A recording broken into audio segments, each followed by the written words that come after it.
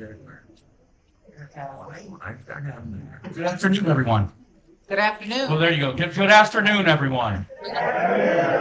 Oh, love that. My name is Brian Harding, and I am the executive director of the History Museum, the building that you're in today. We're so happy to have you here. We welcome you all here. The History Museum. How many of you have been here before? Yeah, look at that. Love it. Love all of you. If you haven't been here, please come back. Check all that we have to offer. We are 3 historic homes, which includes the Oliver Mansion and our workers' home, and the new to us on campus, the Pierre Navarre cabin, the first European settler that's here. We're creating an even larger area outside for that. So 3 historic homes, plus we are 7 changing galleries. And we are the second oldest and second largest historical society in the state of Indiana. Wow. So, 2. Yes. 2 is the best, right? Yeah, yes, it is. All right, the thing that we do is we tell global stories through a local lens. I know my staff gets tired of hearing me say that, but global stories through a local lens. And this topic that we're talking about today is one that is absolutely global. Everybody loves football, right? Who doesn't love football? Everybody loves it. So we had this opportunity to work with our friends and partners at the Acting Ensemble, longtime friends. Melissa, who is outstanding, Aileen Warren, these are longtime friends of mine. And this opportunity that came up with Mark Bradford and the book that he wrote, celebrating some absolutely wonderful, heroic, trend-setting females. We are so pleased to be part of this and have this exhibit that is in place. So we have a shout out to that with a presentation today, an exhibit that is when you're done listening and hearing and marveling at the stories, you'll get to take an opportunity to wander back down the hallway to see the exhibit, where there will also be some books that Mark will autograph. I'm sure many of the players would be willing to autograph as well. I'd be going for players' autographs in addition to Mark's. So, well, let's get some autographs, and then there'll be some refreshments in the back as well. So after you have the excitement in hearing what's happening today, take an opportunity to go back, see this exhibit, have some refreshments, and then you are also welcome to roam through the entire museum and all that we have to offer here, including an exhibit that is showcasing an incredible football coach from the University of Notre Dame, Knute Rockne. And next door, we are a separate museum, but right next door to us is the Studebaker National Museum. This is a great day for us. We're pleased to have you here. I welcome you. Catch me with questions, concerns. Come back often. I can't wait. I'm going to sit down and listen to these guys. But before we do that, Melissa Gard is up next. So, Melissa, mic is yours.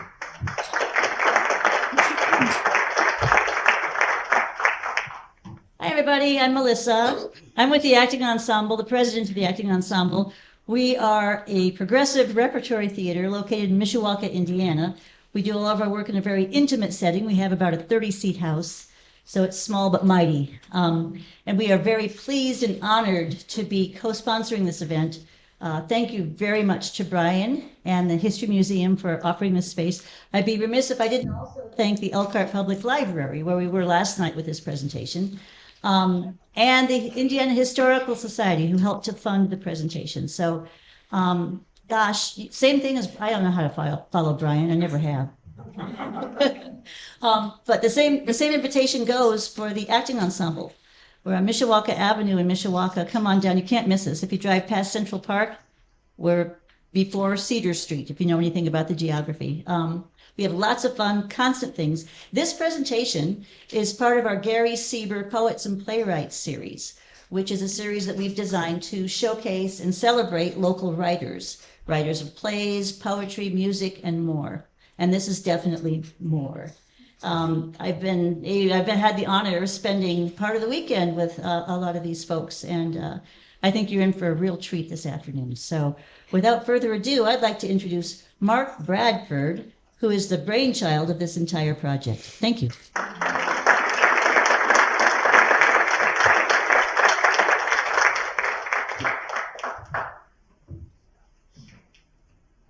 Thank you very much, Melissa, Brian. This whole idea started about a year and a half or so ago, but actually about 20 years ago. I had just written a book called Nice Girls Finish First, which was about the year that the Notre Dame women won the national championship game. If the women's sports, you might remember names like Ruth Riley, Muffin McGraw, obviously, is an icon here in South Bend. Neil Ivy's the current coach. There were and a lot of other names and a lot of other people. And I just finished writing that book, and it was I thought it was the greatest thing ever. And then I ran into this group.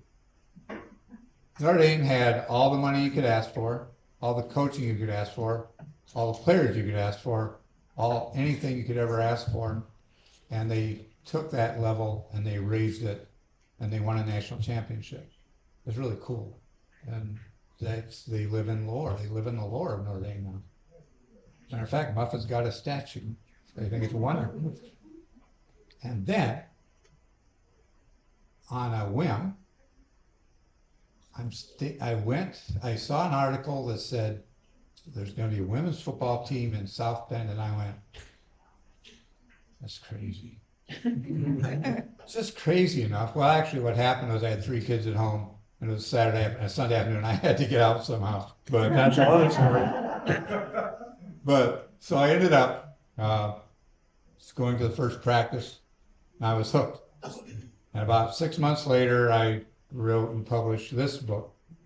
And as fun as the Notre Dame thing was, this was a lot funner.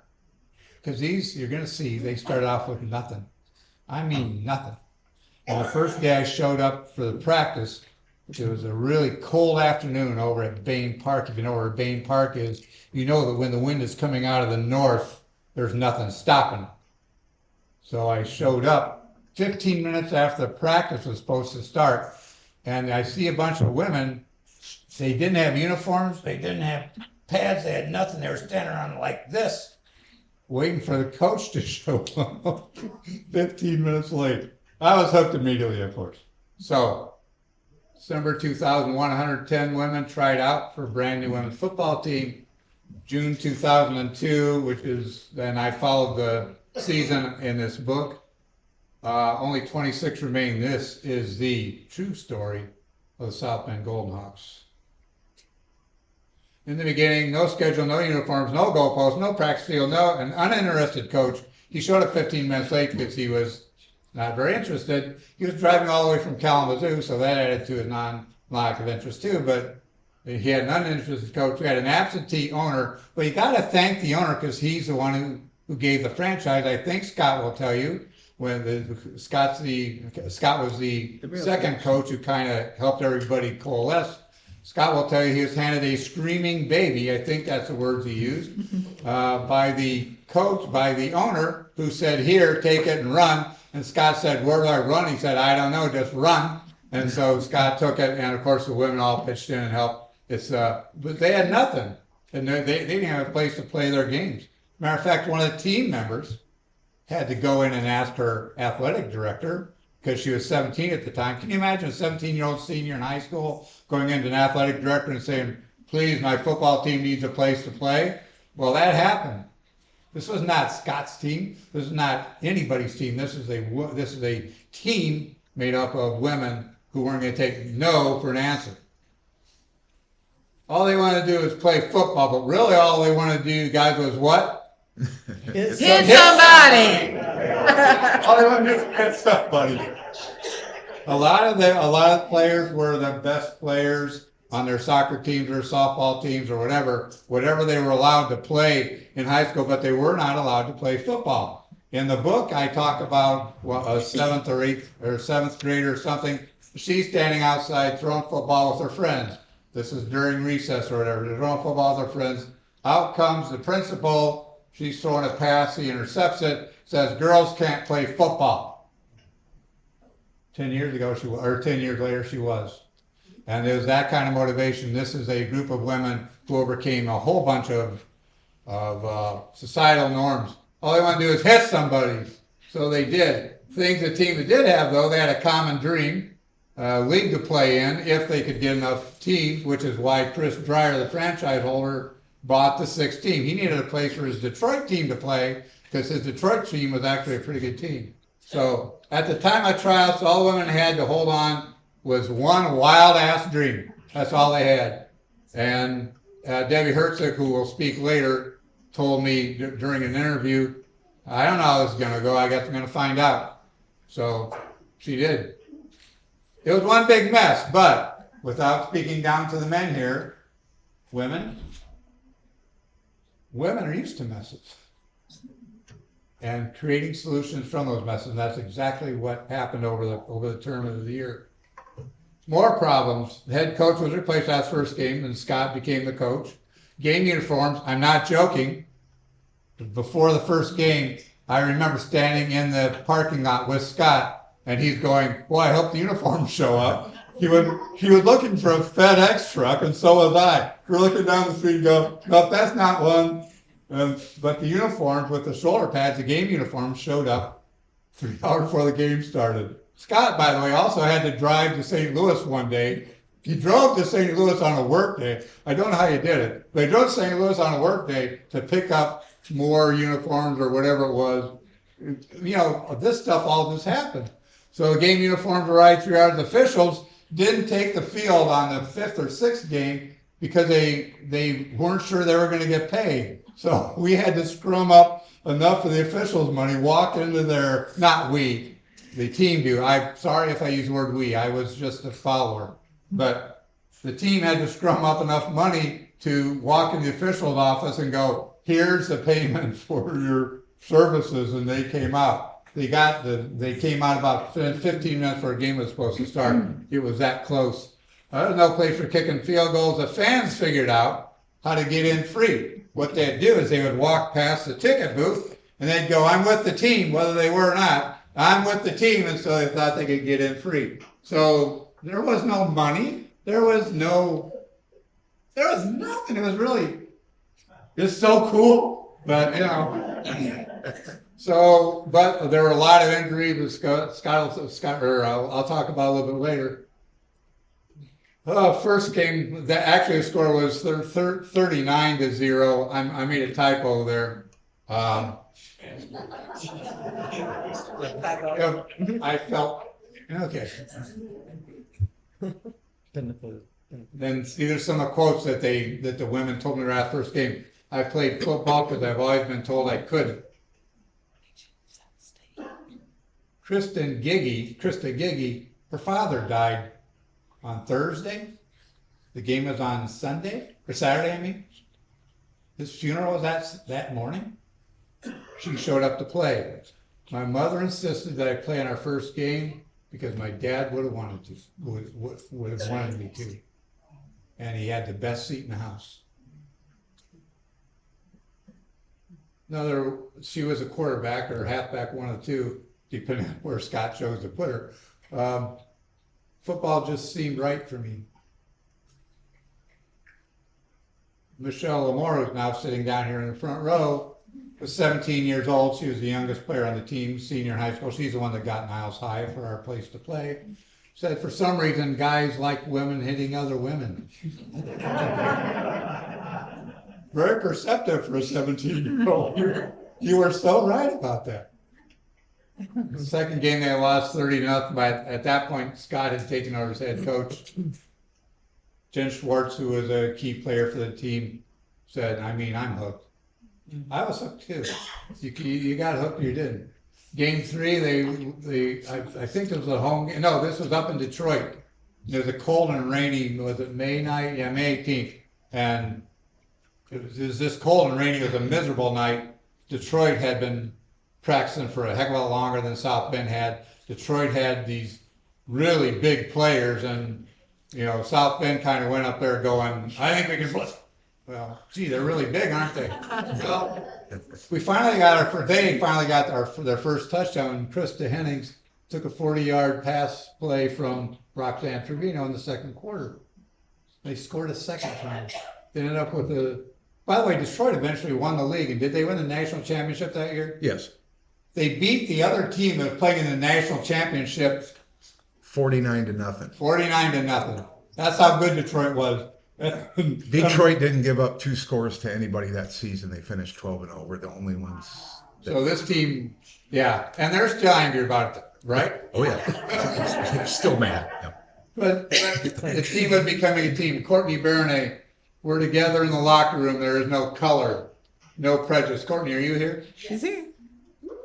Good to see you. Thank you for coming. No prejudice, no cliques. We're family and we do for each other. And that's a team that was starting to form. Game 4, we're starting to see injuries. Game 4 was one game that Scott says that they could have had, should have had, but breaks just didn't work our way. And anybody knows football knows breaks are a key point to a game. Game 5, Cleveland 40, South Bend 16. They got a few more touchdowns. They got a safety. I gotta quit saying we. They got a safety, and we got another. They got another touchdown. In between that, our best player on the team was a girl. Their best player on the team was a girl named Ann Yonkas. She ended up somehow getting maneuvered into going to play for Detroit at the end of the season. I think she played a couple more games, but she definitely wasn't there for the last game. So she said the players they're going to lose their best player, but they understood what was going on. Game 7, Southwest Michigan 33, another score. Last home game, instead of quitting, now we're down to 32 players. They gathered around Scott Floyd and doused him with water and surrounded him with a team chant. They had become a team. And we'll skip past that because I don't want to take this too long. Last game, Scott had to miss a game because he went to a wedding. I don't know why they would have the audacity to schedule a wedding. But it's okay. It wasn't his wedding. Now, had it been his wedding.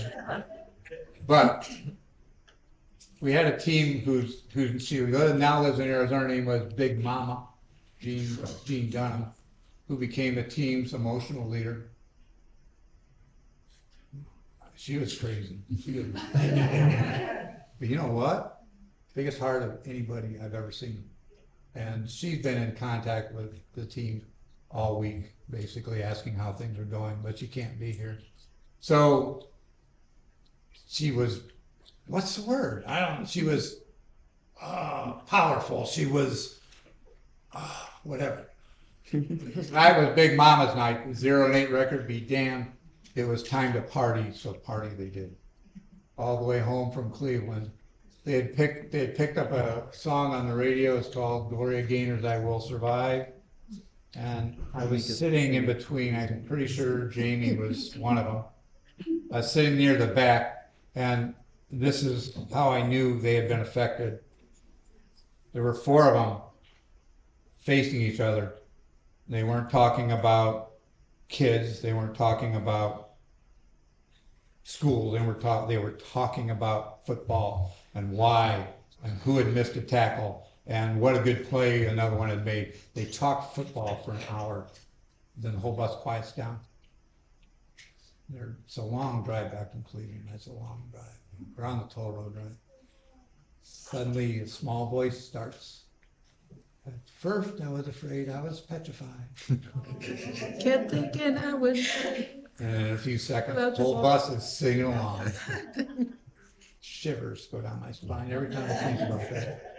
But it's true. The team had survived. Pam Hall, are you here or are you? There she is somewhere. There she is. Most memorable moment was after the Cleveland game when we lost. We started singing I Will Survive. That meant we still had the spirit. Regina Williams, one of the speakers tonight. I know I will never watch a game of football again the same way. Oops. Jane Liebenhagen, Jamie just, she's either Jamie Hatch or Jane Liebenhagen. She keeps confusing me. But I want to tell my 2 daughters never stop dreaming. That's essentially what this is all about. And Scott, last word here. We had no less than 3 players on the field playing with broken fingers, including, by the way, what was she? A surgeon. A surgeon. A surgeon. Great. One game she broke her left finger. The next game, she broke her finger on her right hand, right? And it didn't matter because she couldn't operate anyway with the one broken finger, so it didn't matter. So you get the idea they were a little crazy, right? Well, they were. So I don't know. I want young women to know that there are no limitations to the opportunities they have in life. That's Brady Baker. She's not here tonight. She's not here today. And truer words were never spoken. So that's my part of it. Now I'm going to introduce you to the people who actually made it happen. And I cannot tell you how much fun I had covering this team. Crazy women that I needed at a crazy time. And it was so much fun, and I'm so glad that I was able to be part of it. So first I'm going to introduce Scott Floyd. Scott is the strike point for the team, was the strike point for the team in so many ways. He did get handed a screaming baby. He got handed a screaming baby without diapers. He got handed a screaming baby without milk. He got handed a screaming baby without any place to put the baby down. The guy said, here. Scott said, where? He said, I don't care. And it is the team then began supporting Scott in a major way. And he will tell you that it's all about the team. The team will tell you that Scott played a major role in this. So Scott is all football. He's coached 8 different football teams. He coached 4 or 5 women's teams. This is the first one. Yep. And this is the first one that he coached. So we had a lot to learn about women mostly, and about some other things. But he's going to talk a little bit about the team, but mostly about where has the game progressed since. So I give you Scott Floyd.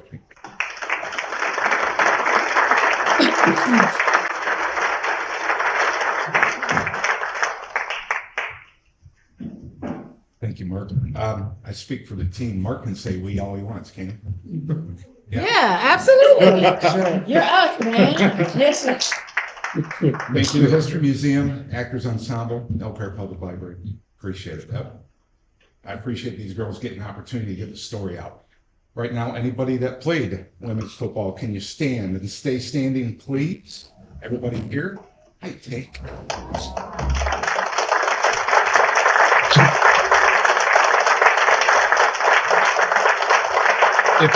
If you coached women's football, please stand. If you coach women's, what? We got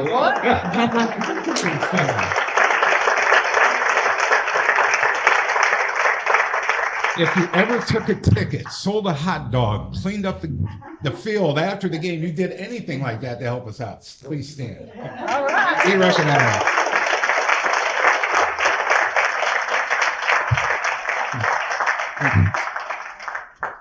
You be seated. Okay. Take a knee. Take a knee down. It's a beautiful exhibit. I've seen it. I got emotional. You're going to love it. There's a lot of things out there that I'm not going to talk about because it's better said out there. Great job with it. I do want to mention one thing about this season, that exhibit, when you see it, and I know Mark briefly went through some of the scores, but in that division, that first division, when I drove down to St. Louis, it was to get our equipment, our shoulder pads, our helmets, our hip pads, knee pads. I got it, 6 days before our first scrimmage, 3 weeks before our first game. We were playing Detroit, who went on to win 6 championships, including that first season. Cleveland, with multiple playoff appearances, including that first season. And the Southwest Michigan Jaguars, who also won a league championship and multiple playoff appearances. So that's what we were up against. We played in the Great Lakes Division. When you go down and see this exhibit, you'll go out here, go to the right, and then you'll make a left. You'll be going towards the greatest shipwrecks of the Great Lakes. We're the first exhibit. Pretty damn appropriate. We're the greatest shipwreck of the Great Lakes. We're number 1. I knew we'd get there, ladies. What I want to talk about real quick is how the game's evolved. One of the speakers is going to talk about ripple effect, having their league of their own moment. That really struck home with me, and I've done some research. First of all, women's football is alive and well. Last year, over 200,000 people tuned into ESPN to watch the championship be played on July 25th. The championship game, will be televised again on ESPN this year. The league is called the WFA. It's kind of what has evolved from the NWFA, NWFL, which these girls played for. There are 40 teams in the U.S. now, coast to coast. And they play a schedule and they get regional televised coverage for their games. And of course, the national championship is also televised. One of the players from our era, she will be one of the color analysts for the game. She has a lot of great insight. Just from our division, our league, the Southwest Michigan Jaguar owner, Pam McQueer, who, by the way, played a big part in helping me. I talk to her 3 times a day if I talk to her once. During that first year, she decided she wanted to design a women's shoulder pad. She got that to fruition, took it to Douglas Manufacturing, and they now produce the women's shoulder pads that all women at high school and professional leagues are wearing. She went from that and designed the Bionic Bra. The Bionic Bra is now being used in military and law enforcement applications. That doesn't happen without being part of the Great Lakes Division and women's football. The Detroit team, somewhere between their 3rd or 4th championship, was the first women's football team to get a Nike sponsorship. All their clothing, uniforms, donated by Nike. I don't know what that feels like. Our team, we had somebody try out that first year, girls. Anyone remember the name Lisa Cole? Yes? No? Okay, we were out there in Bainfield. There was snow on the ground. She ran into a stand-up dummy that Noah Burkholder was holding, and she collapsed and blew out her knee. She was from Chicago. The next year, she founded the Chicago Force, which played for 15 seasons and went to 3 title games. Wow. So the league is now coast to coast, major markets. And there's 40 teams in the U.S. There's 2 in Michigan and 1 in Indianapolis, just in case you want to catch a game. They're playing right now. They're in week 4. But internationally, 1,500 players, 50 teams across 8 countries. We compete, the USA does, in the World Games. All those international teams, international players also come under the WFA. Did you know that one, ladies? Yeah. There was how many of us? 26 left? Nice job. By the way, we're 5-0 in World Games, and last year we gave up the first score to Canada. Wow. Yeah. Did Big Brother notice? Who's Big Brother? Well, we know who Big Brother is. We watch him on Sunday every week. Yeah. NFL. After finishing the lawsuits against our division the first year for logo infringement with the Jaguars, the Danger, and with the league's name, things started to happen. I mentioned the World Games. When we get our team selected and they decide where to practice, the host city's NFL team, coaching staff helps prepare our ladies for the World Games. That's important because it allowed our players to start networking with NFL teams. You see our players now on the sidelines. You've seen them with the ponytails out there refereeing. What you don't see are coaches. The first coach, she coached on the Arizona staff. Her name is Jen Walter. She was the first player from our league to be an NFL coach. I do want to mention this name, the second one to coach in the NFL, Katie Sowers. She played for Southwest Michigan, and then she moved to Kansas City and won a championship with the Kansas City team.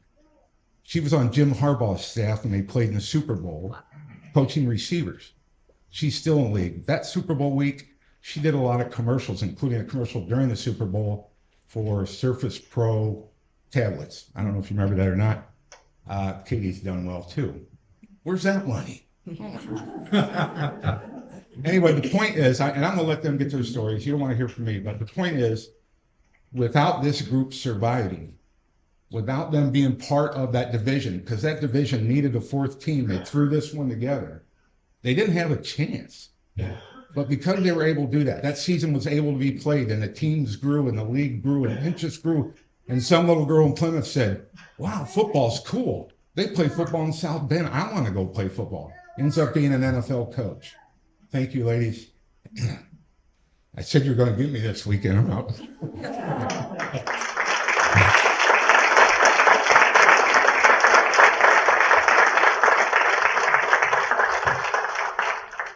of y'all are thinking, why have two guys been talking all the time about a women's football team? So we're going to turn it over to the real heroes.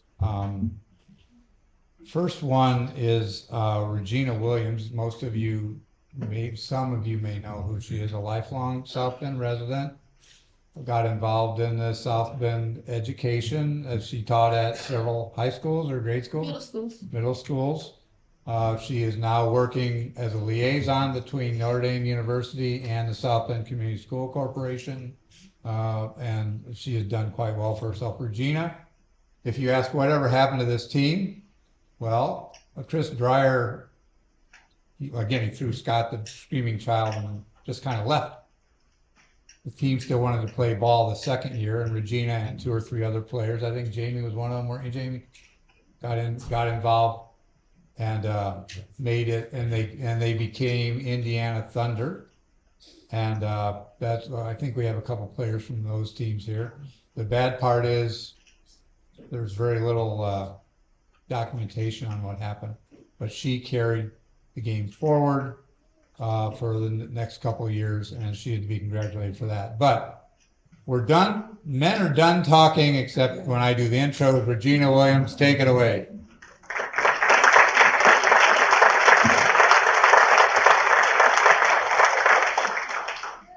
I'll talk a little bit more. I appreciate you talking about the evolution of like kind of the second version, because I don't hear that talked about a lot, but I'll mention a little bit more about that.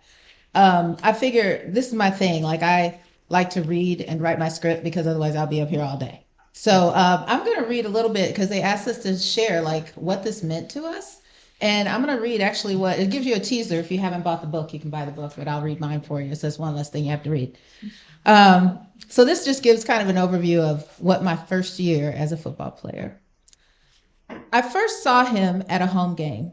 As we walked towards the locker room, I searched the crowd of fans for my mom, as any good football player does, I imagine. He appeared at the gate, an older gentleman, white hair, silver bearded smile, with 2 thumbs up. Way to go, Williams. Way to keep pressure on that quarterback. Soon I noticed every game he was there.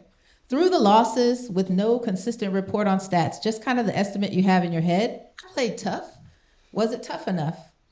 But as we walked off the field into the arms of children, husbands, and cheering Hawk fans, there he was, every time, a smile and a thumbs up. Just a flash, and then he was gone.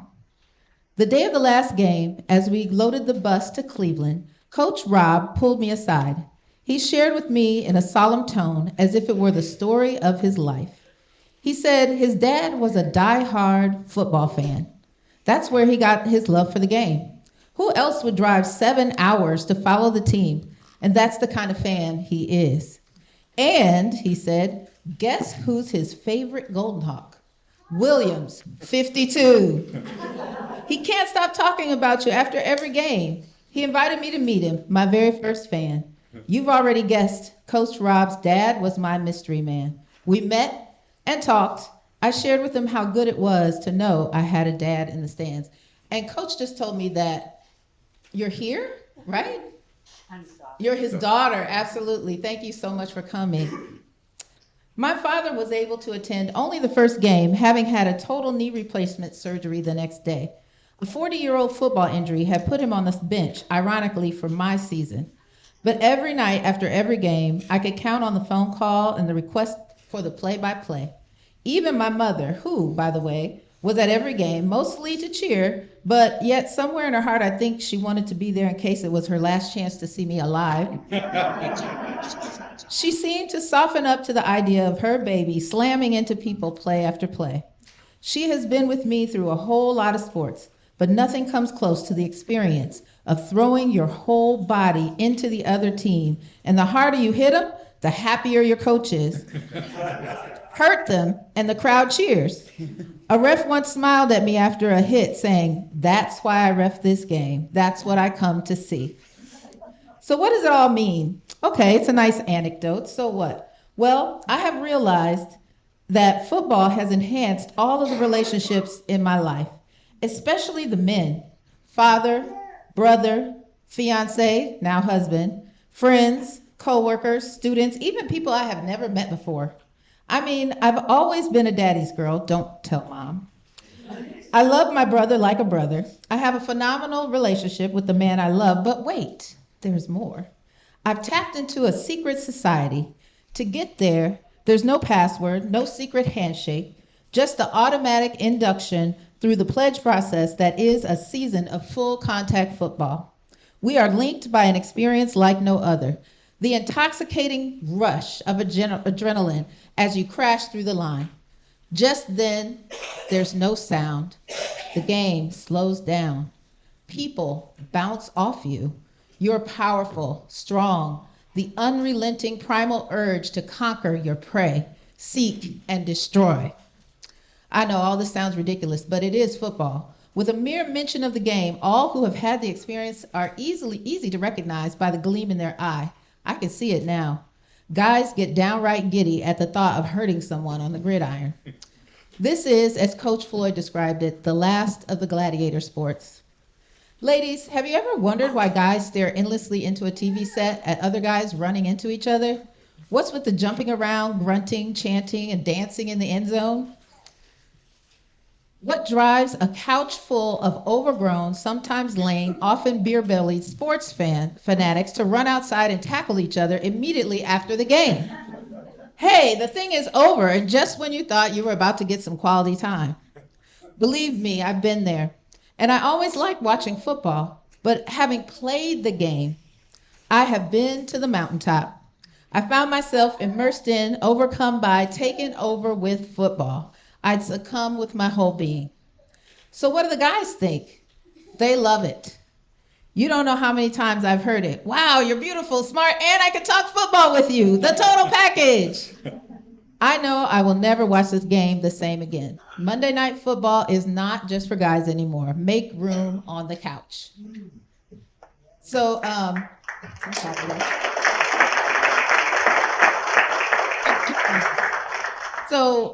we're here tonight to talk about like all of those little experiences you would never read in a book, you would never know about. And so I think just a couple of things. I know, I think hearing the origin story of the women that play full contact football, like what made you try out for a full contact football team? And every woman on this team has their origin story. I don't remember the context, but I was talking to someone and I said, I wish I could play football. I had been a cheerleader from like 5th grade through college and I loved football. And I was like, they really should have a women's football league. And literally, I kid you not, the next week, I get a call from my Aunt Margaret. And she said, hey, I heard on the radio that they're having tryouts for a full contact women's football team. So I figure if you make a wish and it's like granted within a week, like you better step up. So actually, Margaret, who must have been around 60 years old at the time, like tried out with me, right? And she wasn't really suited to be on the field, but they did invite her to be with the team as the administrative director. So as you know, we had 2 different teams, the Golden Hawks and the Indiana Thunder. As Mom called it one time, Golden Thunder, or maybe we're the Thunder Hawks. I don't know, those who played through all 3 seasons. At the end of the Golden Hawks season, we learned that the owner decided it was going to be the last season. But we loved the team and the game so much, we just couldn't let it go. So a few of the players took over the team, 4 of us, decided to buy the franchise. So Urgem Sports was born. That stood for Eva, Regina, Janie, and Margaret. Let's give, yes?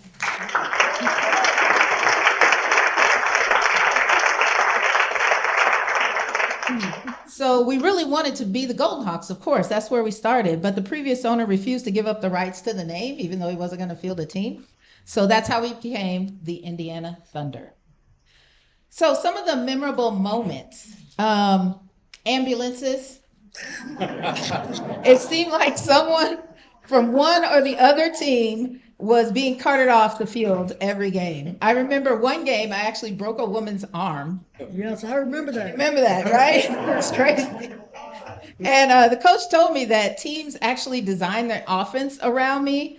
I experienced that one game when in the first half, I was a middle linebacker. I was just crushing their quarterback. I had like a million sacks. I was like seriously unreal. So, the second half, they put a stop to that. They assigned one little player to run out and just fall in front of me. I would trip or have to hurdle her, but that gave them just enough time, gave their quarterback just enough time to get the ball off. What else do I remember? Pain. Anyone who knows me knows that I hate being cold, like I hate cold. But I remember after games, I would stop at the gas station and buy bags of ice, pour it in the tub, and just immerse myself. Like that was crazy. I know my husband remembers that one. We had a lot of teachers. There was a disproportionate number of teachers who played football. I don't know what that's all about. What happens after being in front of 30 kids all day? I don't know. I have to get that out. Yeah, you said it. You said it. There was a learning curve. Like most of us had never played football before, so things would happen, and maybe we didn't know what to do. Like one game, we actually blocked a punt, and we recovered the ball. And the person who recovered the ball, like, politely handed it right over to the referee. And like, I found out later that we could actually run the ball down and got a touchdown. Didn't know. Also, there was no fear, right? Detroit. Why do I remember Demolition? They were Detroit Danger, then they were Demolition. Yeah, that's an appropriate name. So we played Detroit on our home field, and I think the previous year they had beat us literally like over 100-0. And so we just knew we were in for it. But in the huddle, before we took the field, the coach told us we need to show them that we're not scared. So he told us, as we're on the line before the first play, give a signal, and everybody jump off sides and push the player in front of us to the ground. So we did. And if there was ever a thought in their mind about taking it easy on us, that wiped that right out. So, we talked about the first practice and how we didn't have pads, and the first time we got to practice with pads. And I talked about this on Friday, how that was definitely memorable because it was the first time you really got to hit each other full course. And I was shocked that it didn't hurt. Like these pads, they really work. So we were just going at it, like taking each other down. And it was just like a made for TV movie because what happened, ladies? It started to rain.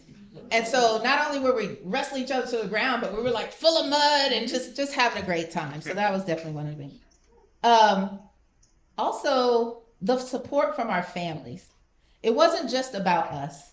We couldn't have done it without those who were there for us. When we first acquired the team, it was all hands on deck. My mom jumped in and ran the concession stand. My brother sacrificed his Achilles tendon as he used to run out and lead like with the flag, and he'd lead the whole team onto the field. My husband, now fiance then, he could never make the game because he worked third shift 7 days a week, but he was right there with us. He and the guys at work would follow the scores online, and you saw the scores. That must have been brutal. It must have taken a lot. But the most memorable, I will say, was that tradition that you've already heard of. Like at the end of each game, running into that end zone, dancing and singing to I Will Survive. That was it.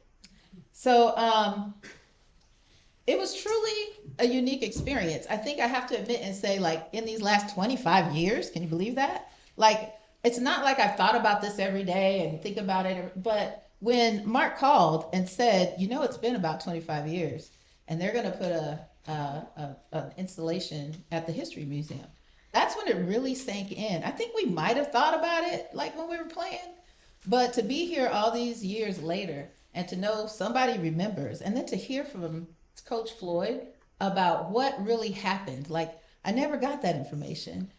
How just the fact that we were kind of pulled together and made into a team for this division, if that had never happened, who knows what would have happened to women's football as it is today.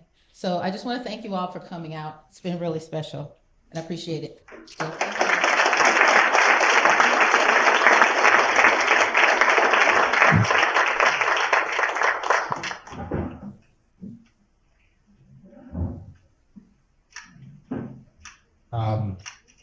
Every person up here was affected in a different way, but you can, as they go on, you'll see why they wanted to play the next year.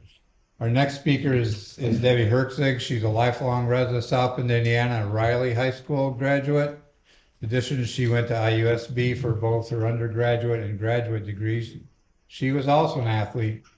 Never tell me that being a cheerleader is not an athlete. That's right. Those guys are crazy too, but and a softball player, played well into her adult years. She's now retired. She retired from Notre Dame and currently works at St. Mary's and does hiking and pickleball. I mean, who doesn't play pickleball? And she's still here in South Bend. So, Debbie, the microphone's all yours. I'm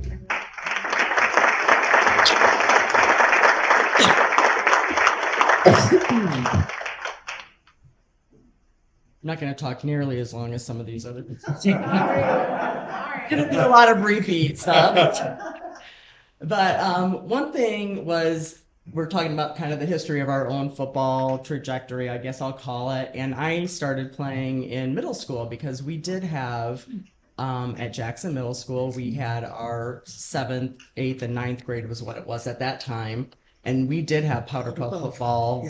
We would play each other, just at different grades. And then when we went to Riley, we also did the same thing. So it was so much fun then just to have that small experience of football because I was definitely a daddy's girl as well. I watched a lot of football with him. We had, I'll call it like the, screen on screen like people have now, like you have one big screen with 2 or 3. Well, we had like the big TV and then we had the 13-inch TV and they sat side by side and we had at least 2 football games going on at a time. And so always watching all the time. And so it was just so fun to see it. And like, I love like the Brian Piccolo story and all those older football films. I still watch some of them now even.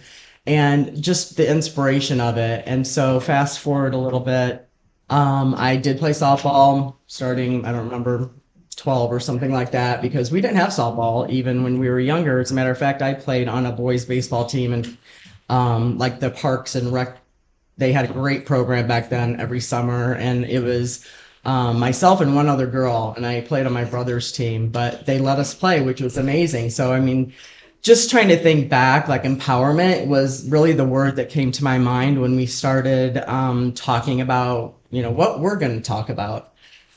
So seeing like that there were people back then that empowered girls to play on some of the male sports because they weren't available to us at that time. And then one of the other times, just thinking back, was about our flag football team that kind of progressed with a bunch of other softball players as adults. And so that's really how we got to know about the tryouts. So I had just had a baby, and 2 months later I was playing this flag football league. So it was my daughter. My 2 sons are here, and they were already around, and they would go to a lot of the game or the practices and everything with me. And so Sydney was born, and she was about 2 months old, and then I started playing in a flag football league here for women as adults, and that was the first time that I knew that they had something like that. And then somebody came to one of our games at the end of the season and said, "Hey, there's going to be this full contact football team starting out in South Bend, Indiana," and they brought the flyer with them, and so we were like, "Gosh, I need to try out." And so some of us did try out, and you were Jen Schwartz's name. She was the one who played softball for many, many years, and she was on the team. And so later, we were at the tryouts, and like you said, like there was all these women, and like they came from all over, and we had to do the 40-yard dash. You had to jump, see how high we could jump, we had to do all these different things. So just the whole tryout process was like, this thing's so formal, like this is really gonna happen. Just so exciting.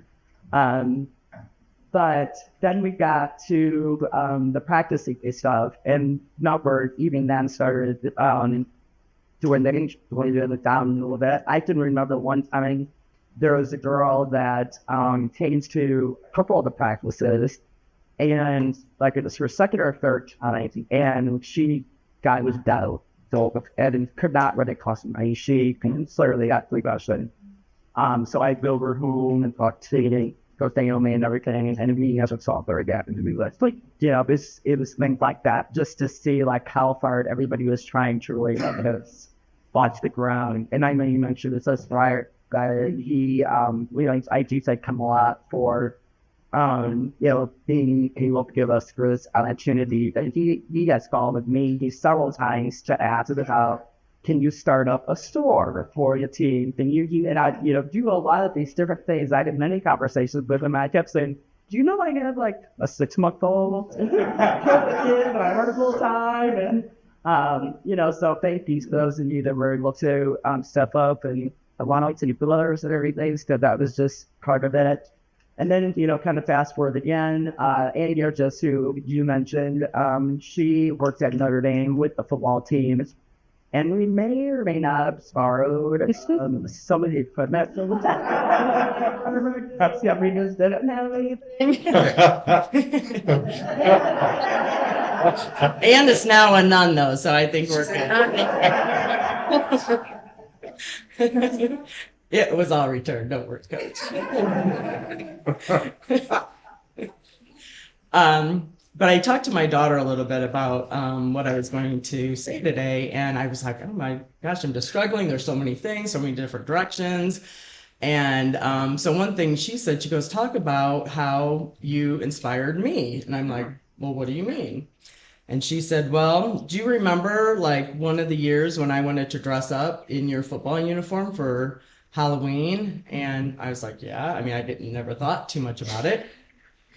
And she said, and do you know now, like my number is always 39 whenever I play anything. So like all through her softball, she played travel ball. She now plays ultimate frisbee. Her number's 39. So she brought that up. And then she said just about, being a mom and having to start playing as soon as, shortly after you had a baby and you have sons, and about how like Dylan and I would go in the backyard when he started playing football, and it was amazing that he would listen to me about some of the different drills and stuff that we would do, just to work on his skills even when he started playing ball. So that was always fun. And then just in general, motherhood and sports, thinking about that, there were many moms on the team. And I think back to it, and none of us really thought much about it, because I think it was just something we all wanted to do so much. And now looking forward, and I really didn't think as much about it until now, really, about how much everybody came together. My family, my husband, Dan, I never could have done it without you. So thank you so much for another way of empowerment. He had to take on a lot of the duties at home and stuff. So, to all of you that were out there to support your team member, thank you for that. And just to continue moving on, like all the progress that we've made in women's sports, that was the other thing Sydney said was, if you look at how far we've come now, and that's a full generation, she's 24 now. She said it was all because of what you guys did that empowered us now to do what we're doing. And it's made it so much easier for us. And now their generation is going to be able to do that for like now my grandchildren's generation. But it's women empowering women, it's men empowering women, it's, all of us together, which has just been so amazing. But really with this whole season was for me, and I was one of the casualties. I did get it, my ACL was torn about the middle of the season. So unfortunately I didn't make it on that last bus ride. But it was about all these women coming from all different backgrounds, all different professions, all different, stories, all of that. It wasn't about wins or losses. It was about the strength that each woman brought to the table. And if somebody got down, somebody was right there to pick you back up again. And I commend all of us for doing that, because that was such an amazing feat. And you talked about the mud and about not having pads. And one weird thing I was thinking about too is, do you guys remember when we did that jump? You know, when you would jump over and do the roll? It was so fun. I remember seeing that in movies, and I was like, wouldn't that be so cool if we could do that? Do you remember? And so we did that as some of our practices. We did that drill. It's way harder than but it was just fun to like try all the different things, and like to what Regina said, like never again should I look at a football game the same as before I played football, because like even what we did, we were all working full time, most of us. And then having to go to practices 5 times a week, watching film, doing all of that kind of stuff.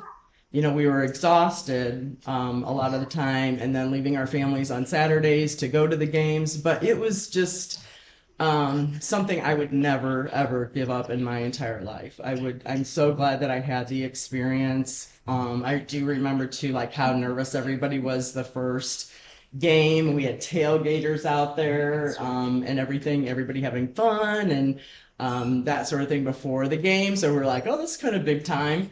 And the person that I was partnering with when we were warming up, she actually had the nerve so bad that she threw up before the game. I mean, like it was,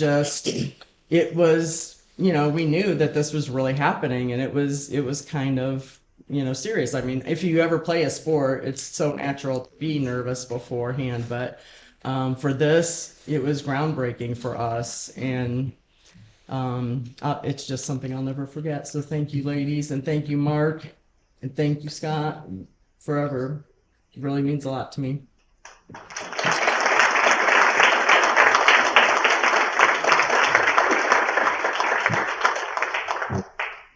Thanks, Debbie. These next two are going to come up as a couple, I think. Yeah, that's a good name for them. A couple. Yeah, you're not a couple as a couple, but Couple of what? I'm going to tell you what really started this thing. Jamie, it's either Jane Liebenhagen or Jamie Hatch. You get to figure that one out. Wrote a poem after the first game, and the poem really is an extremely powerful poem. I could never get it out of my head, and so I said, "Jamie, would you like to read your poem?" I don't know. She said, "Well, maybe Eve will come along, and maybe Eve will make a speech, and then I'll read a poem." And I said, "Well, can you contact Eva for me?" And I called Jamie back. "Well, I haven't had time to contact her." I said, "Fine, I'll send something to Eva." And Eva said, "Well, I haven't talked to Jamie yet." I know this is how women communicate. I'm sorry, I didn't. But are you guys coming up as the duo? Sure. Wait, before you go. Eva. Anybody want to guess how many Boxing Hall of Fames Eva is in? Anybody want to guess? What? Boxing Hall. Is it 10? 10. 10. We have a living legend as part of our football team. And coming up with her across the stage now is a person who I think wrote a prize-winning poem. She just won't admit it. So come on up, you two.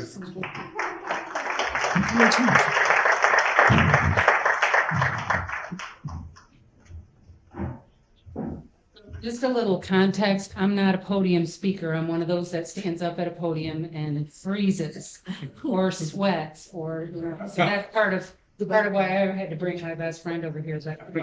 Listen, and you know, part of what I was gonna say had to do with this woman being a star of her own. Getting a phone call. You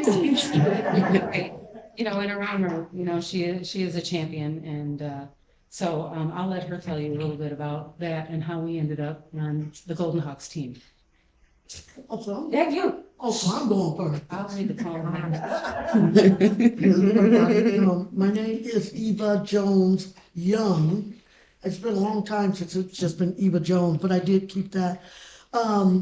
Most of my life, I love doing sports.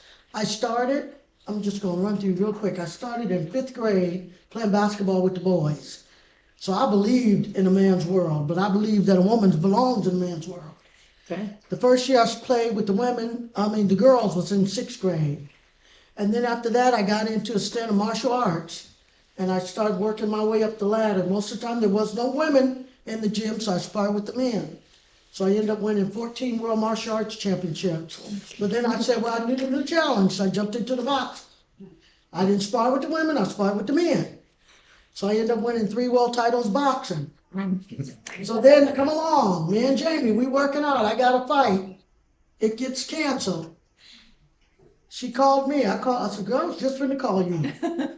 She said, did you hear about the women's football team? I said, Jamie, I just seen it. I'm on the treadmill. I just seen it on the news. What do you think? And what did you tell me? We're going.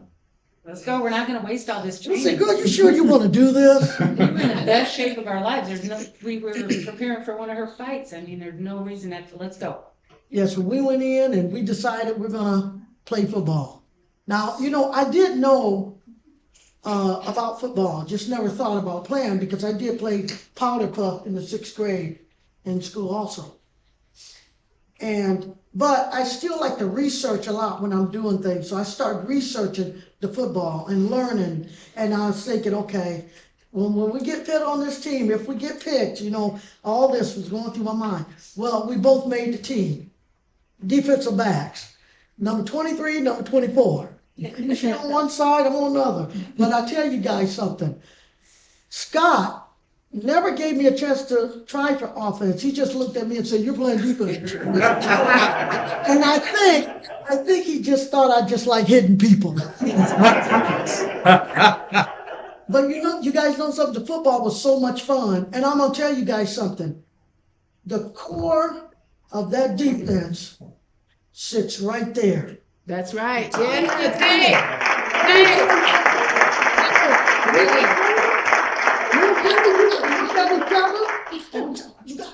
And then we just prayed Tank was there. I'll tell you guys something, we loved it. I thank God that we didn't get hurt or damaged severely. I'll tell you guys something, I've seen a lot. I seen Regina break that woman's arm. I seen a lot. I seen Deb when she got her ACL tear. Look, I seen a lot. I'm gonna tell you guys. And you thought boxing has nothing. Well, boxing is a harder sport, I believe, for training.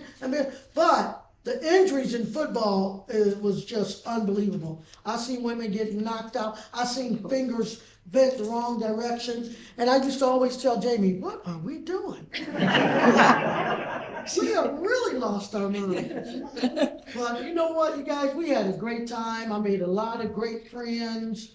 It was just a special time to have women come together, which you don't see much, women coming together as one.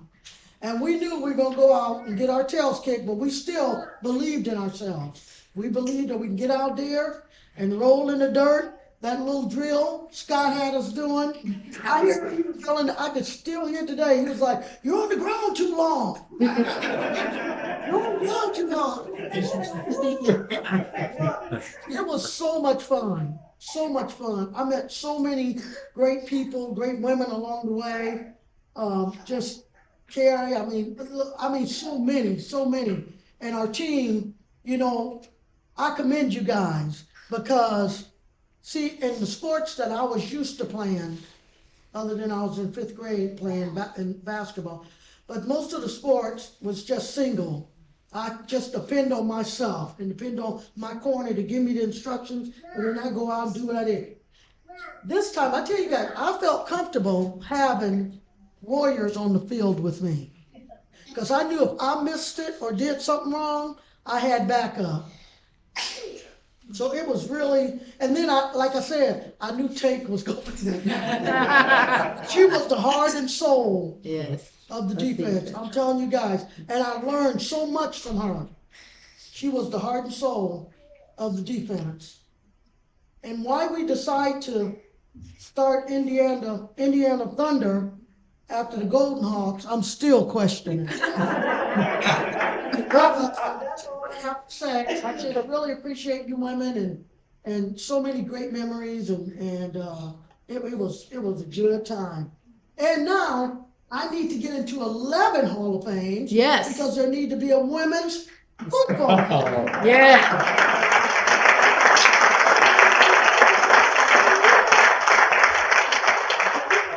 I got into one, I thought, okay, yes, thank you, God.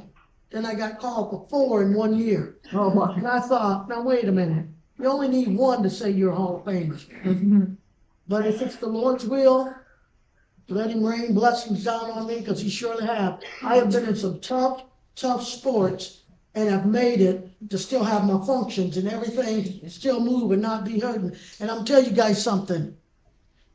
I dragged my daughter all across. I mean, she went through the karate, to the boxing, to the football. She was with me, everything. And she was ranked number 3 in the country in boxing. And she said, you know, Mom, I want to go to college and do my... So she ended up getting a scholarship in music. So she was an educator for 6 years, teaching music and education. Oh, wow. So she said, you such a good word. Because she didn't want to do what me and her daddy was doing, because for over 30 plus years, we did high-rise window cleaning in South Bend, Indiana. So she didn't want to do that. But you guys know something? I always lived in a man's world, a woman in a man's world, from the window cleaning to the karate, to the basketball, to the karate, to the boxing. But the best time I had, I tell you, was with my sisters on that field. Losing, getting hurt, we still had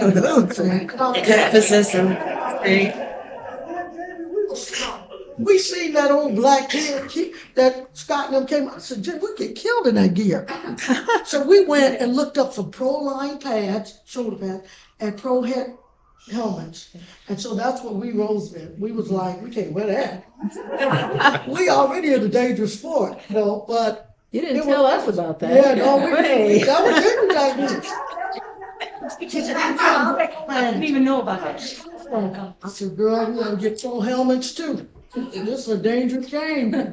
But it was fun, you guys. It was so fun. And I appreciate each and every one of you ladies for all that mud and that rain and that cold.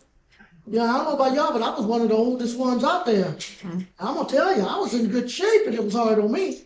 So, but I sure appreciate you guys. And my best friend right here, number 23, we stand together always.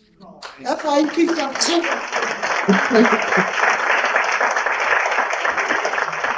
The girl right there. So it's funny that you said something about trailblazing, and a lot of us women are trailblazers. And I spent my entire career. I just sold my company last year. Choking. But I was the only female owner operator of armored car in the United States for 20 years of my career. So, and it was a man's world too. And yeah, we have definitely been around as women in a sport, and I love looking at everybody's faces. It looks like the same right now. Nobody looks any different to me. I mean, everybody looks the same. So like, play. It was fun. But, yeah, great. All right, so I'm gonna read the poem that I wrote that Mark was so kind to put in his book, because that's why I'm up here. And it goes like this. It's a man's game. Yeah, that's what they keep telling me. But what they don't understand is the level of a woman's intensity, the drive to succeed in a way like no other, and the thirst for a game that was denied to their mother. They say you should cheerlead. You can't handle the game. Okay, wait a minute, you guys.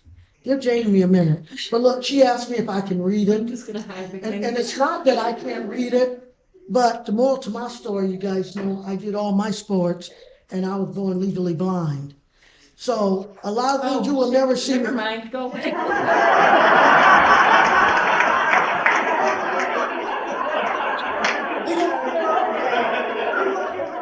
That's right. It's emotional for all of us. I know. I'm sorry. Okay, so the drive to succeed in a way like no other, and the thirst for a game that was denied to their mother. They say you should cheerlead. You can't handle the game. But I've been through it all. I'm ready for this. Bring it, tackling and all. Hold off the defense and throw me the ball. It's a man's game. Yeah, that's what they say. I say step aside and let a woman play. Yeah.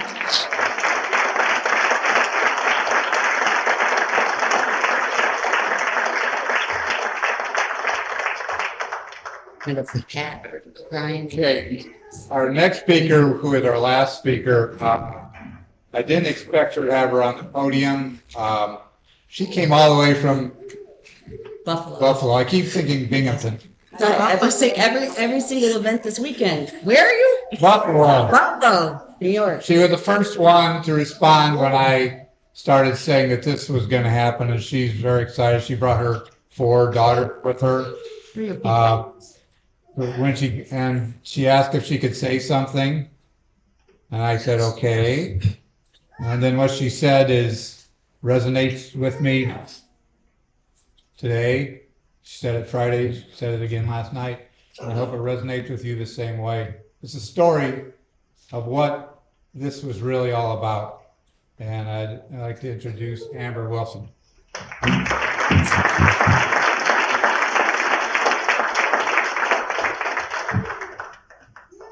Now you had to go say that, and I already started getting tears in my eyes.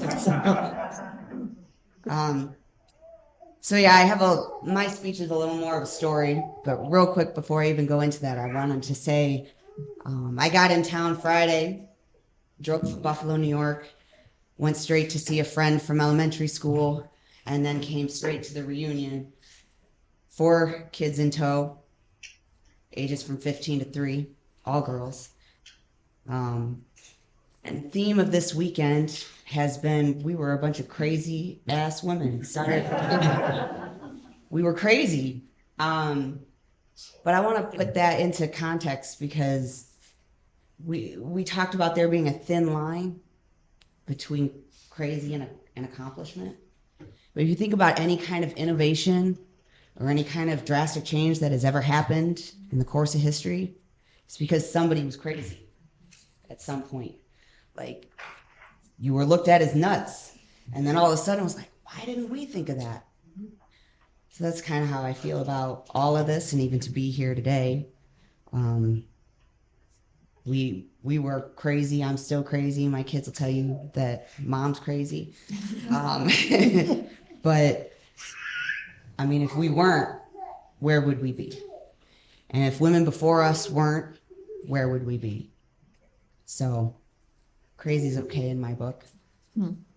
But yeah, so to anybody that's been here to all the events this week, I apologize if this is repetitive, but we're going to go through the same thing.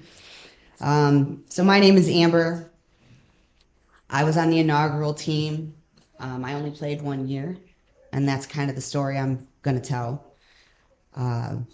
It's crazy because I walked in on Friday thinking that nobody was going to really remember me except a very select few. And then Scott went to my oldest daughter and said, "Let me see your socks." My daughter looked at him like he was crazy. Made her lift her pants up, looked at her socks. He's like, "I just want to see if you're like your mom."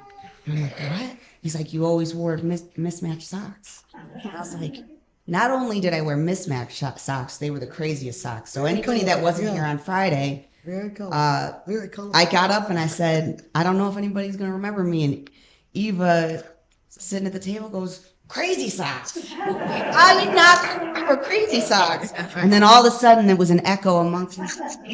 I remember crazy socks. So that's who I was. I was 19, young, dumb, thought I was the and that was me. I was one of the younger players. There was a few of us, a handful of us. But something I realized also when I walked into that reunion, I never realized how much younger I was than everybody else. It never hit me until Friday when I walked in and saw everybody. I was like, what?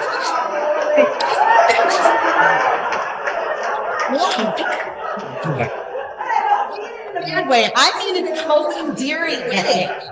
No, I want to say that in the most endearing way because I walked in there thinking I was like something. And all these years I've carried this chip on my shoulder in a way thinking that I did something great. And there were women significantly older than me. I was 19. You're talking 10 years is a lot. 20 years is a lot. More than that. Okay. You're talking about broken bones, snapped fingers, torn ACLs. At 19, I mean, I didn't sustain any injuries like that, but healing from that, the difference we all know. If I were to sustain that now at 44, coming back from that. So, the respect I had when I walked in and having that realization, I mean, for one, to not realize that you were a baby on a team with other women should say something, because that tells you what kind of team we were. It didn't matter. It was a sisterhood for real. But now to look at it at this point, and the age that I am, and think about it, the respect I have for those of you that played and went through and suffered injuries, it's wild. And the trailblazers that we were, it's unmatched. So, but yeah, so I'm Crazy Socks. I came all the way from Buffalo, New York for this weekend. I haven't been here in 12 years. I don't come back often, obviously. But my story that I have to share with you today is ultimately the story that this team is ultimately the reason that I ended up moving to Buffalo. My drive down here, I'm a single mom of 4. I planned for a while to put this all to pen to paper, and it just kept not happening because I didn't have time. So I'm driving down here, and I've got my phone on, voice note thing while I'm driving. I'm not, but telling it what to say, crying, thinking about the words I wanted to use, thinking about the impression I wanted to make on my daughters, who by the grace of God have no clue what it was like for girls like me or like us growing up.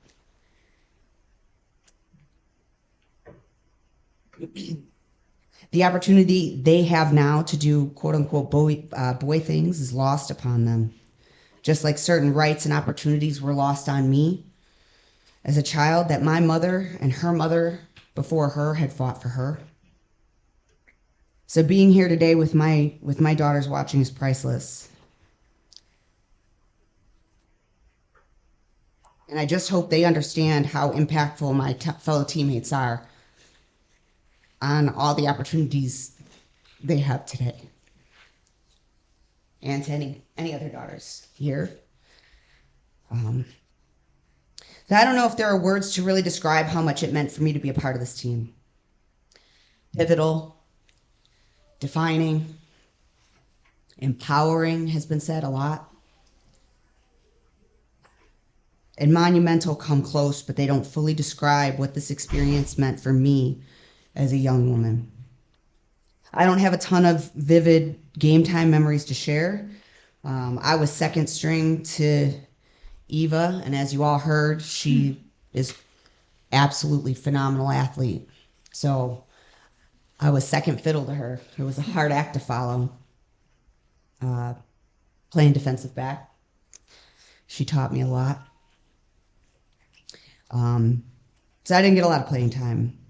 But what I do have is a story of a girl who, despite a very outward-facing, upbeat personality, was a struggling, lonely soul. And I did this without crying until the very end, so I'm going to try really hard. Okay, so I was 19 when I tried out for this team. I had just gotten out of an abusive relationship. Funny or ironic, on this weekend, I didn't realize just how few people in my life knew that, actually. Very few, if anyone on the team, I think there was maybe 2, knew. I met with a friend from high school just before coming here, and he was like, I never knew. I got a friend here from high school. I don't know, did you ever know? So yeah, this is a crazy moment to share, but I had just got out of an abusive relationship. I had alienated myself from my high school friends, a lot of whom had gone away to college. And then another story that a lot of people don't know is that my biological father had never been in my life, and he had written a letter and drove it to my aunt, who mailed it to my mother, who gave it to me just before I heard anything about this team. I had this letter in my hand of a man that I knew existed my whole life, but had never spoken to him or didn't know what to say. So I was a pot of emotional daddy issues boiling over when a coworker came to me. Does anybody remember Houlihan's? I worked at Houlihan's. Oh, yeah. I worked at Houlihan's. A coworker of mine came to me and gave me this flyer and said, "I dare you." So a little about myself. I also have played sports my entire life. I grew up playing backyard tackle football with the boys. This is nothing new to me. Like I said, I thought I was something when I walked into that tryout. I played basketball. I went on when I moved to Buffalo, ultimately. I played basketball and softball through college. I now do coaching and stuff for people with disabilities. Sports was always a very active part of my life. So this person came to me and said, "I dare you." And I'm like, "What do you mean, I dare you?" "I got you." So I went to that tryout with my head held very high, thinking I was bad as hell for doing what I was doing. Because after all, I had grown up like one of the boys. I out-roughed every female that I knew.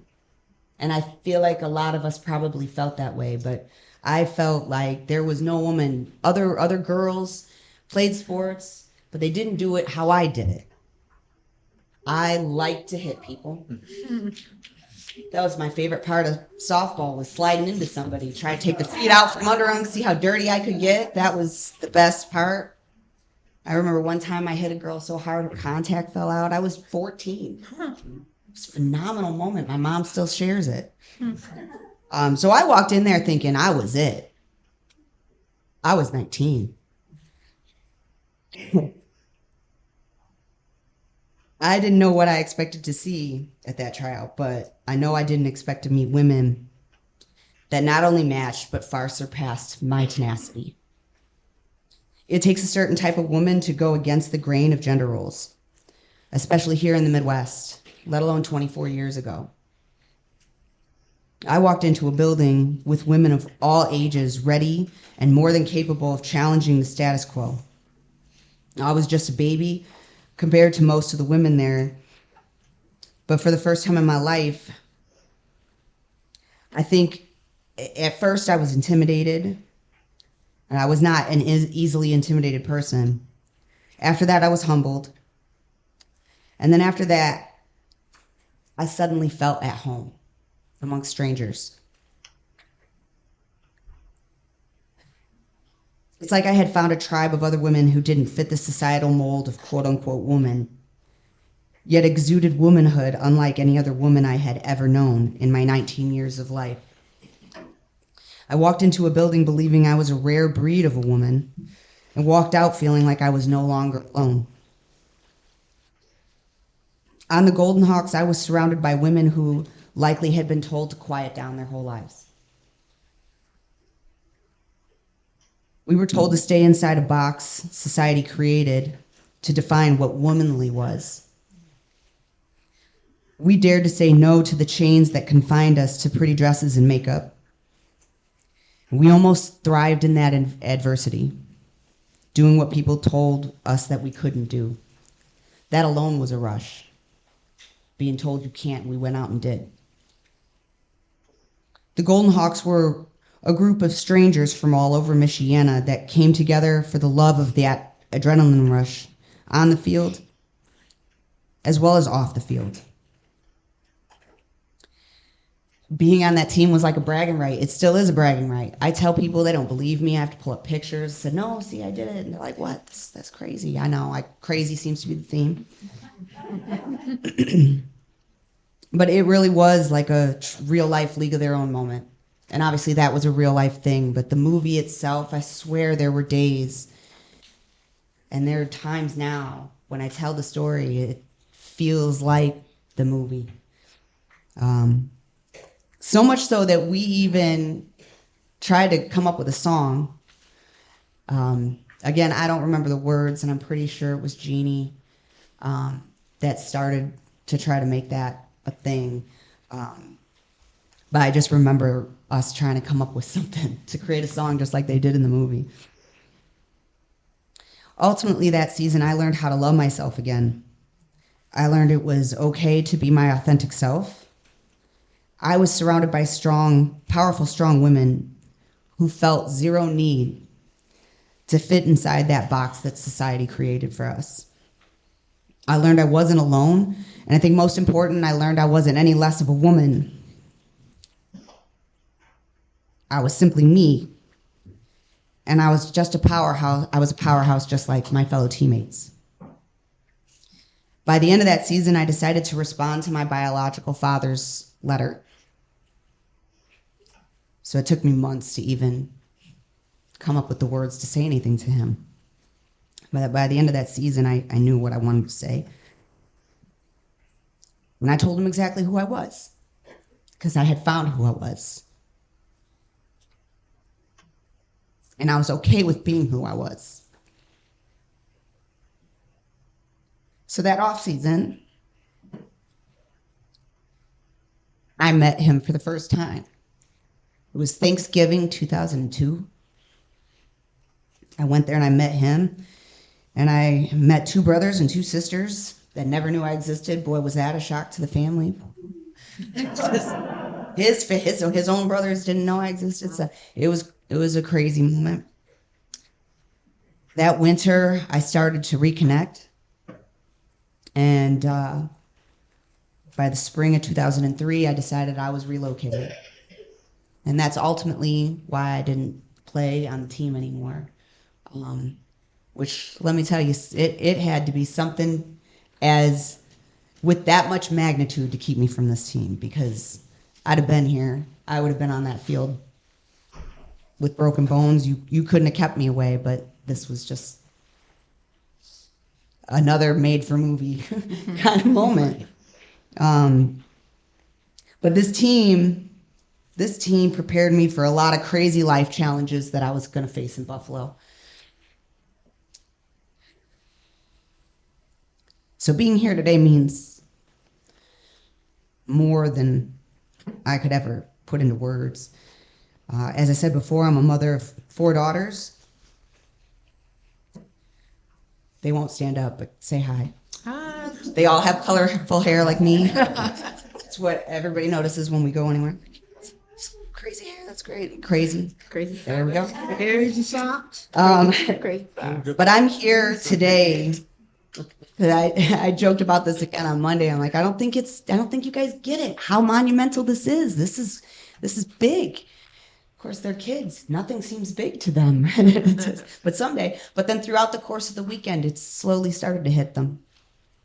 And I'm here today to show you that you can be anything and you can do anything. I'm here today to let them know that they have access to things that we didn't, and you should also have a level of gratitude and respect for the trailblazers that came before you. When I was their age, there weren't, flag football leagues, full-blown leagues. You were reluctantly allowed to join the boys' team. I guess we have to let you come on because we kind of can't say no. That's what it was like. That was the feeling. I mean, I did it anyways because the proverbial middle finger came up. But but that's what I was like when I was a kid. And now there are major flag football leagues for girls. It's not just powder puff. And I don't think it's even called powder puff anymore, which, how demeaning is that if you really think about the word? There are full-blown leagues that travel across state lines. I was lucky to have a game I played for homecoming.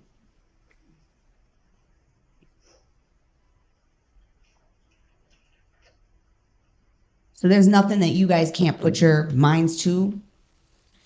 And when someone tells you you're crazy, I mean, you might want to take a step back for a hot second and just make sure. All right. But for the most part, go with it. You can do it. Don't let someone tell you no. My message to anyone, especially you girls, the waves you make in your youth have a ripple effect for generations to come. And I've said this at the last two events. I'm going to say it again because this person has stuck with me for my life. I take a moment to honor a player that's not with us. She passed shortly after the first season. She played on the inaugural season, and if you were there, I feel like everybody has to remember Jody Clark. Talk about a light. What somebody said? J Slim. Yeah. Talk about a light. She was one that knew a few of my personal plights, and she was always speaking life into me. It was the last game of the season. We were on the road in Cleveland. I was rarely scared, nervous. Like, that was typically not me. But that game, I had family from Buffalo. So my mother is originally from Buffalo. It's a whole side story to the family part of it. But I had family from Buffalo there. I had family in Ohio there. I had family from Indiana that traveled to Cleveland. I had a ton of family there. And for some reason, I think that's what it was. I was nervous beyond belief, and I was about to go in behind Eva. How do I follow that?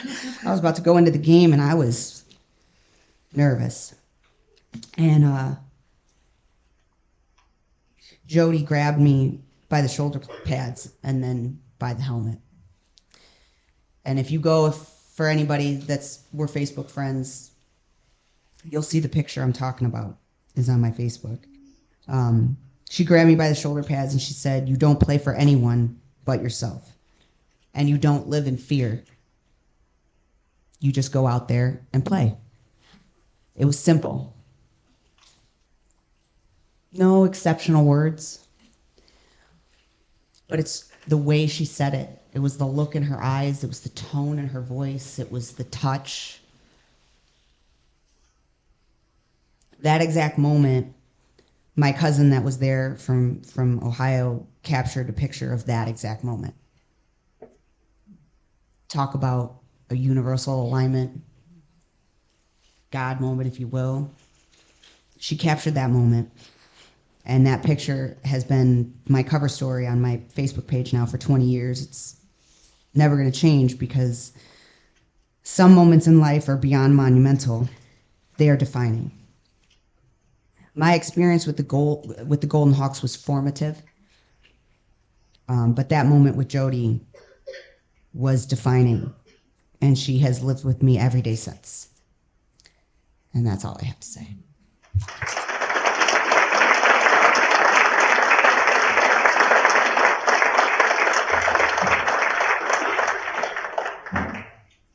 Well, that's it. Thank you all for coming. I want to thank, obviously, the History Museum.